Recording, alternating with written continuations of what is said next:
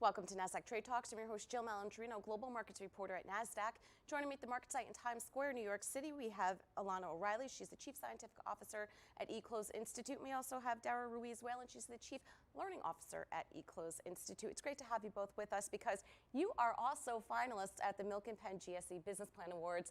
That's quite an achievement in and of itself. Yeah, we started as an academic program, and we initially approached the Catalyst Penn GSE people for support for our academic program.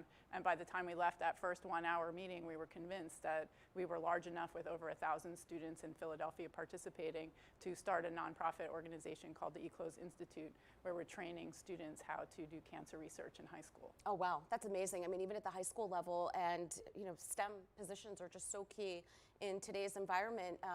And are they able to process what they're learning at the high school level in cancer? So what we found out is we started in 2013 with 15 students, and we realized the only way to scale this was start working with the high school teachers. Mm-hmm. And we got really involved with motivated teachers that wanted to see their schools, especially in Philadelphia, do better and offer their students more authentic research in the laboratories and in their classrooms. And so these teachers are bringing these, our eCLOSE program into their classrooms, and all of a sudden these kids are now seeing themselves as scientists and now know that research is a possible career choice when they never knew it was one in the first place. So is eCLOSE a curriculum that's designed, or does it incorporate some sort of technology to help them understand what they're studying? So we're building the technology platform now. It will be integrated with a massive scale database, sort of like something like the Biden initiative, where we're going to be collecting data on trying to understand how each nutrient impacts cancer signaling pathways that are different between each patient, with the goal of developing tailored diets to improve patient therapies.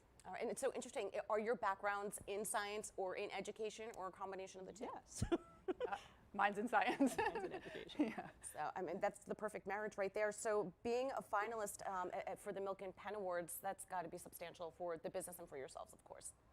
It was a huge impact. I mean, we came in with the grassroots, Philadelphia, and we got on that stage with some amazing, amazing people who we're lucky to still work with today, and just put it out there. And what we didn't know is there were students in the audience, there were teachers, there were scientists, and we were able to reach all of them.